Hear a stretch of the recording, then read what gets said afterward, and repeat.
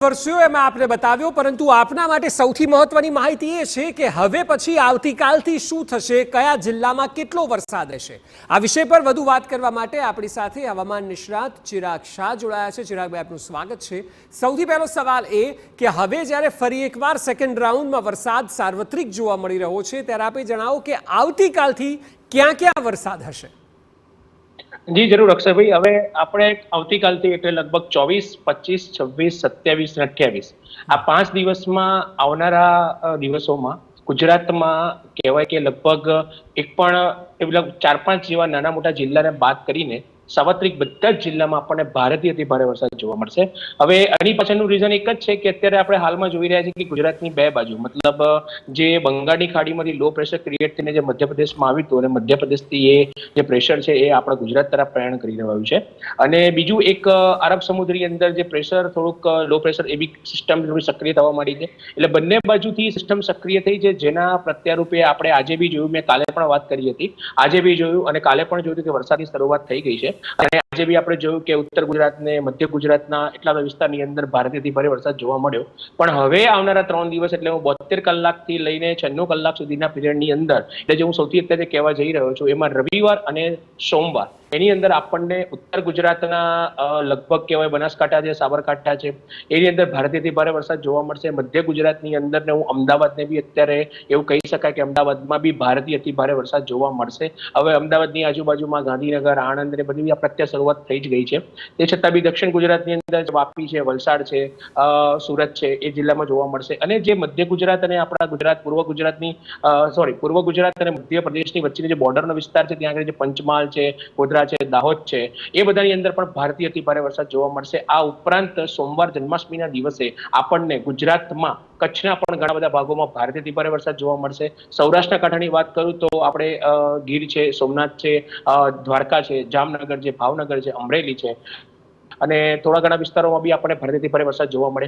હવે આ વરસાદ મતલબ એવો રહેશે કે આ વખતે હું ફર્સ્ટ ટાઈમ હું આટલા વર્ષોમાં હું એવું આ તમારા ટીવી9ના માધ્યમ દ્વારા કહેવા માંગુ છું કે આ જે આવનારા 4 દિવસનો વરસાદ છે એ પૂરની સ્થિતિ સર્જી શકે તેમ છે, કારણ કે આ જે બે સિસ્ટમ સક્રિય થઈ છે ને મિયર ઝોનમાંથી જે આગળમાં જે એક્ટિવ ઝોનમાં જશે તો અને આ બે સિસ્ટમ જ્યારે ભેગી થશે એટલે ભેજને ખેંચે, તો જો ભેજનું પ્રમાણ એ સિસ્ટમને જો વધારે પ્રબળ બનાવશે તો લગભગ એવું બની શકે કે આવનારા દિવસોમાં 26, 27 અને 28માં આપણને ગુજરાતમાં પૂરની સ્થિતિનું સર્જન થઈ શકે તેમ છે। એમાં ઉત્તર ગુજરાત ને મધ્ય ગુજરાત ને દક્ષિણ ગુજરાતને અત્યારે હું મારી દ્રષ્ટિએ રિલેટેડમાં હું નાખું છું। અને અમદાવાદના મતલબ મધ્ય ગુજરાતના અમદાવાદ સિવાયના બી જેટલા વિસ્તારો છે એ આવનારા દિવસોની અંદર બોટાદ છે, સુરેન્દ્રનગર છે, આ બધાની અંદર આપણે ભારેથી અતિ ભારે વરસાદ જોવા મળશે।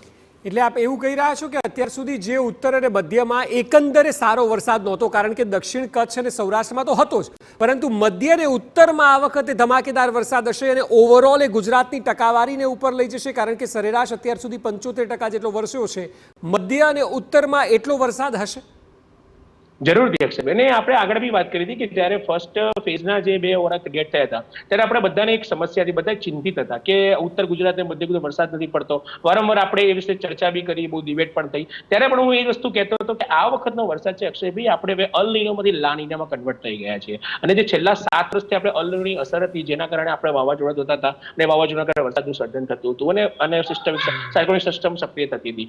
હવે પણ આ જે અલ નીનોમાંથી આપણે લા નીનામાં આવ્યા છીએ અક્ષયભાઈ, લા નીનો મતલબ થઈ જાય છે કે વરસાદના વાદળો અને લા નીનાની સિઝનમાં જે વર્ષોથી આપણે જોઈ રહ્યા છે કે 90નો દાયકો જુઓ કે તમે 2000 થી 2010નો દાયકો તમે જુઓ, જેમાં વરસાદ સારામાં સારો જોવા મળે અને 4 ફેઝમાં જોવા મળશે અને આ વખતે પાછો તો વરસાદ પણ જોવા મળશે। એટલે આ જે લા નીનાની અસર છે એના કારણે આપણને ગુજરાતના તમામ વિસ્તારમાં એક આપણને સાર્વત્રિક વરસાદ જોવા મળશે। અને બીજી વસ્તુ એ છે કે બંગાળની ખાડીનું જે પ્રેશર છે, લો પ્રેશર, એ બહુ સારા પ્રમાણમાં સક્રિય થઈ રહ્યું છે। હજુ તો આવનારા દિવસોમાં એટલે એવું કહેવાય કે આપણે ઓક્ટોબર મહિનો છે, લગભગ ઓક્ટોબર નવરાત્રી સુધીમાં પણ આપણે પાછોતરો વરસાદ જોવા મળશે। એટલે આ વર્ષે તમારા પ્રશ્નનો જવાબ હું આપીશ કે આ વર્ષે ગુજરાતમાં આપણે 100% ની લગભગ 110% જેટલો વરસાદ આપણે તમામ જિલ્લાઓની અંદર હાલના જે અત્યારની જે સિસ્ટમ સક્રિય છે ને હાલનું જે અમારું હવામાનનું જે મોડલ જે અમને બતાવી રહ્યું છે, જે દર્શાવી રહ્યું છે, અમારો જે અનુભવ દર્શાવી રહ્યો છે, એના બેઝ ઉપર હું કહીશ જરૂરથી અક્ષયભાઈ આપણને આવનારા દિવસોમાં અને આપણે આવનારા દિવસોમાં ગુજરાતની અંદર તમામ જિલ્લાઓમાં 100% ઉપર વરસાદ જોવા મળશે, ક્યાં વરસાદની અછત રહેશે। ચિરાગભાઈ, આજના દિવસમાં ઉત્તર ગુજરાતમાં જે વરસાદ વરસ્યો ત્યારબાદ અનેક જગ્યાએ ખેડૂતો ખુશખુશાલ પણ જોવા મળ્યા, તો આપ જે વરસાદનું પ્રેડિક્શન કરી રહ્યા છો શું તે ખેતી લાયક હશે ખરા? કારણ કે જો જે પ્રકારનો વરસાદ છે આ તો ધોવાણ થઈ જાય પ્રકારની પરિસ્થિતિ છે, અને એનાથી વિપરીત આજે ખેડૂતો ખુશ થઈ રહ્યા છે કે વરસાદ ખૂબ સારો છે, તો તેમના માટે શું કહેવા માંગશો આગાહીના ભાગરૂપે? અક્ષયભાઈ, હા, એ તમે બહુ સરસ પ્રશ્ન પૂછ્યો છે કે હવે એની અંદર આ જે વરસાદ આવવાનો છે એના ફાયદા પણ છે અને ગેરફાયદા પણ છે. પણ અત્યારની જે મતલબ હવામાનની જે સ્થિતિ છે અને પવનની જે ગતિ છે, જે પવનની ગતિ અત્યારે 17 થી 18 કિલોમીટર થઈ ગઈ છે, એ સ્થિતિની જો હું અત્યારે વાત કરું તો કે મેં તમને કીધું કે પૂર જેવી સ્થિતિ સર્જાશે. તો એ પૂર જેવી સ્થિતિ એવી જગ્યાએ સર્જાશે કે જ્યાં આગળ આપણે ઢોળાવાળા વિસ્તારો કે જ્યાં આગળ મતલબ ખેતીલાયક જમીનને તો અસર એટલી બધી નહીં કરે, પણ જે જંગલ વિસ્તાર જે બધા વિસ્તારો છે એની અંદર જગ્યા પર આપણને પાણીનું પ્રમાણ વધારે જોવા મળશે. પણ એવું જરૂરથી હું કહી શકું છું કે ઉત્તર ગુજરાતની અંદર પણ ક્યાંક એવા અમુક જિલ્લાઓની અંદર એ અતિ ભારે વરસાદ એમને પ્રોબ્લેમ કરી શકે છે અને પાકને નુકસાન પણ કરી શકે છે. પણ એટલું અત્યારે હાલના અનુમાન પ્રમાણે અક્ષયભાઈ એ જોવા નથી રહ્યું, કારણ કે આ જે લાનીનાનો વરસાદ છે એ જે સાર્વત્રિક વરસાદ છે અને જે ક્લાઇમેટિક કન્ડિશન ક્લાઇમેટિક જે પેટર્ન ચેન્જ થઈ છે, ક્લાઇમેટિક પેટર્ન પ્રમાણે અત્યારે જઈ રહ્યું છે અને અત્યારે સ્થિતિ પ્રમાણે સર્જાઈ રહી છે. એટલે કદાચ એવું બની શકે કે એની અંદર ક્યાંક આપણને આશા જીવંત રાખીએ કે આપણને ખેડૂતો નુકસાન એટલું બધું નહીં થાય જેટલું આપણે અત્યારે વિચારી રહ્યા છે. કારણ કે વારંવાર જેટલા બી અમારા જેવા આગાહીકાર છે કે જેટલા બી વૈજ્ઞાનિક છે અત્યારે એ જ કહી રહ્યા છે કે પૂર જેવી સ્થિતિનું નિર્માણ થવાની શક્યતા છે. પણ એ પૂર જેવી સ્થિતિનું નિર્માણ એવું બી બની શકે કે એવા વિસ્તારોમાં ના થાય કે જ્યાં આપણે ખેતી લાયક જમીન છે. એવું બની શકે કે જ્યાં જરૂર ના હોય ત્યાં આગળ પૂરની સર્જન થાય. એટલે અત્યારે હાલના અનુમાન પ્રમાણે તો આપણે એ જ જોવાનું રહ્યું કે હવે અમારી જે પ્રિડિક્શન છે અને જેવી મોડેલ થઈ રહ્યું છે ને જે અત્યારે હવામાનની જે અત્યારે સ્થિતિ છે, આ ત્રણ વસ્તુના લીધે આપણને આવનારા દિવસોની અંદર લગભગ ભારતીય અતિભારે વરસાદ તો જોવા મળવાનો છે. પણ એના કારણે કેટલી આપણે કહેવાય ને ખેતી લાયકમાં કેટલું નુકસાન થશે ને નહીં થાય એ લગભગ જોવાનું રહ્યું. પણ અત્યારના અનુમાન પ્રમાણે હું કહી શકું છું અક્ષયભાઈ કે એટલું બધું નુકસાન આપણે ખેતી લાયકમાં નહીં થાય. ચલો એવી આશા રાખીએ કે ખેતી લાયક વરસાદ વરસે, એટલું નુકસાન ન થાય ના તો આમ લોકોને ના તો જગતના તાતને. ચિરાગભાઈ, આપનો ખૂબ ખૂબ આભાર ચર્ચામાં જોડાયા બદલ. તો જે પ્રકારે પ્રેડિક્શન છે તે મુજબ આવનારા 5 દિવસ ધોધમાર વરસાદ રહેશે અને આ વરસાદ સાર્વત્રિક જોવા મળશે. આપ જુઓ